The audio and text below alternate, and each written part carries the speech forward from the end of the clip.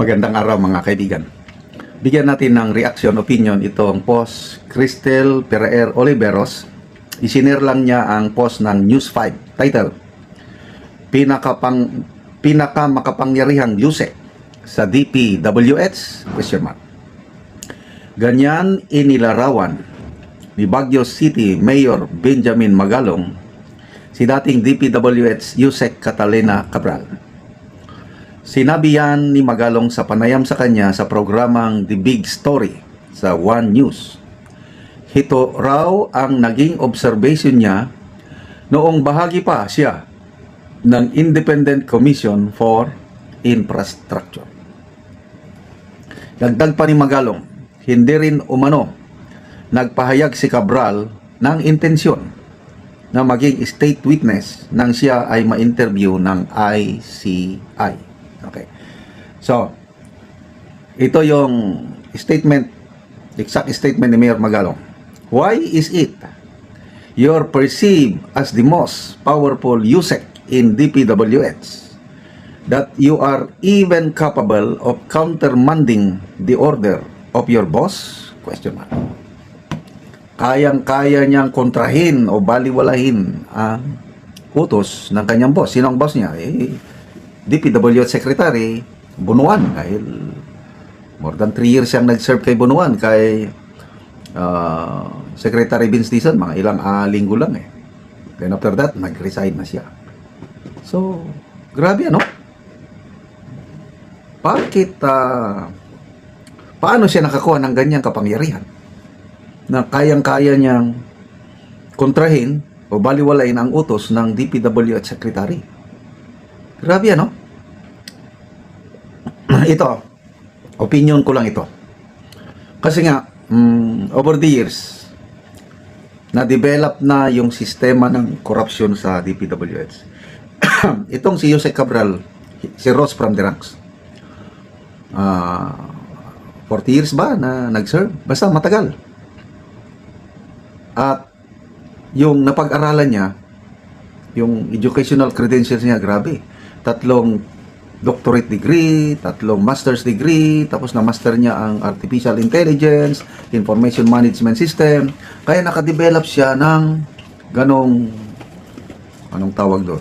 Sistema ng allocables na nagawa nila na maibalik yung pork barrel na dineclare ng Supreme Court na unconstitutional. So, mulat sa poll, nandyan na yung corruption sa DPWH. Kahit sinong presidente, nandyan na yan, meron na yan. Kaya lang, ang mga kickbacks nung una, mabababa pa lang.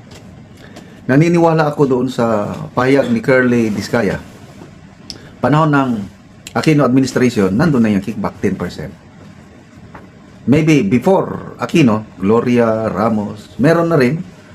Kung hindi man naabot ng 10%, mas mababa ng kaunti. So, over the years, parang pataas ng pataas. So, 10% kickback, panahon ni Aquino administration. Ayan.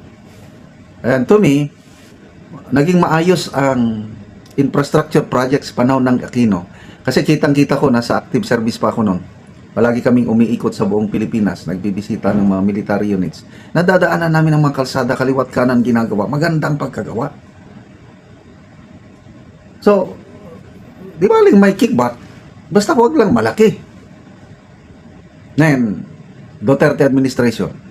Anong sabi ng ni Curly Discaya? Tumas ng kaunti.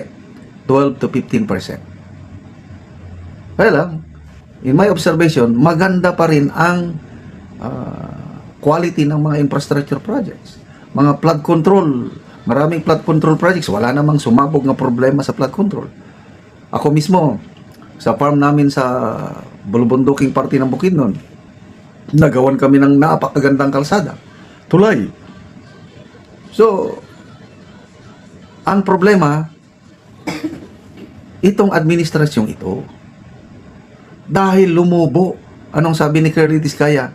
Naging 25 to 30% ang kickback ng mga mambabatas. Yung sinasabing kickback, mga mambabatas yun.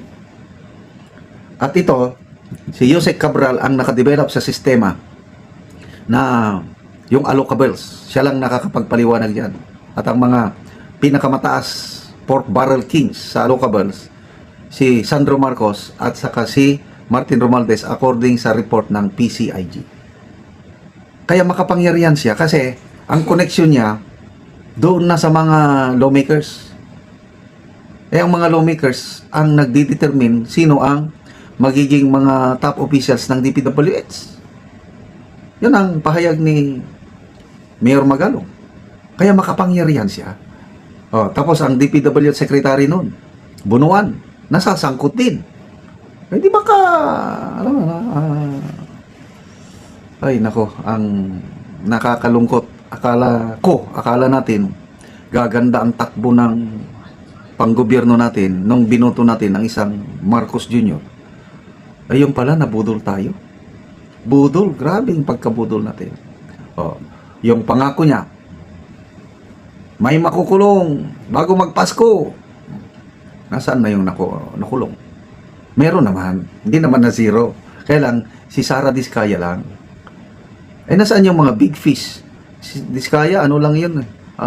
Dilis lang o munamon sa Ilocano. Ano bang? Maliit na isda lang si Diskaya. Mga contractors, mga biktima rin yan. Ang ulo nito, ang utak, mga lawmakers, nasaan na sila? Wala pa rin. Salamat mga kaibigan sa inyong pagsubaybay sa ating channel. Nakakatulong kayo ng malaki sa tribong Talandig ng Bukidnon. Dahil ang sweldo natin sa channel na ito is pantulong sa tribo. Namimigay tayo ng libreng yero at pako para makapagpatayo sila ng mas maayos na tirahan. Panoorin nyo ang video nito.